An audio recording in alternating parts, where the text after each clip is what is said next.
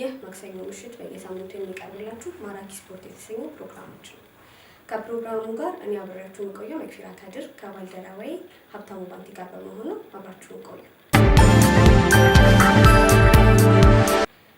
ዛሬ በፕሮግራማችን የምንቃኘው የማንቸስተር ዩናይትድ የፕሪሚየር ሊግ አሁናዊ ፐርፎርማንሱ ነው። ገናናውና ኃያሉ ማንቸስተር ዩናይትድ ከ2024-25 የውድድር ዘመን የተሻለ ብቃቱን በዘንድሮ ዓመት እያሳየን ይገኛል። ዘንድሮ ከተደረጉት 11 ጨዋታዎችን 18 ነጥቦችን በመሰብሰብ 7ኛ ደረጃ ላይ ይገኛል።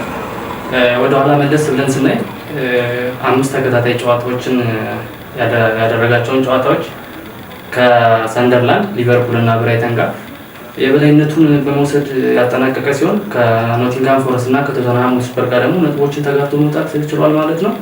ማንቸስተር ዩናይትድ እንግዲህ 5 ተከታታይ ጨዋታዎችን ካለ ሽንፈት እያስሄደ ይገኛል ማለት ነው። በ13ኛው ሳምንት የእንግሊዝ ፕሪሚየር ሊግ የማንቸስተር ዩናይትድ ጨዋታ ከሜዳ ውጭ ተጉዞ ከክሪስታል ፓላስ ጋር ጨዋታ የሚያደርግ ይሆናል። በዛም ጨዋታ ላይ ከክሪስታል ፓላስ ጋር የሚያደርገው ጨዋታ ከባድ ይሆናል ተብሎ የሚጠበቅ ነው። እንግዲህ ክሪስታል ፓላሶች እስካሁን ድረስ በሜዳቸው ምንም አይነት ሽንፈቶችን አላስተናገዱም። ግን እንግዲህ ቢሆንም ማንቸስተር ዩናይትድ ካለፈው ዓመት የማጥቃት ሂደቱ እጅጉን ተሻሽሏል። በአሁኑ በያዝነው የፕሪሚየር ሊግ ጨዋታ የተሻለ ፐርፎርማንስ እያሳየን ይገኛል ማለት ነው።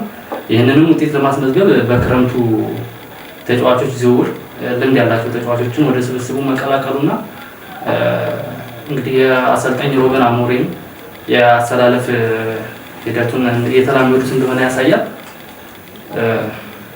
እናም እጅጉን እንግዲህ ማንቸስተር ዩናይትድ በዘንድሮ ዓመት ጥሩ አቋም ላይ ነው ማለት እንችላለን።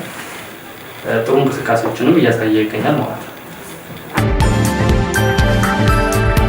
ዛሬ የያዝንላችሁ ፕሮግራም የማንቸስተር ዩናይትድ ፐርፎርማንስ ይህን ይመስል ነበር። ቀጣይ በሌላ ፕሮግራም እስከምንገናኝ ሰላም።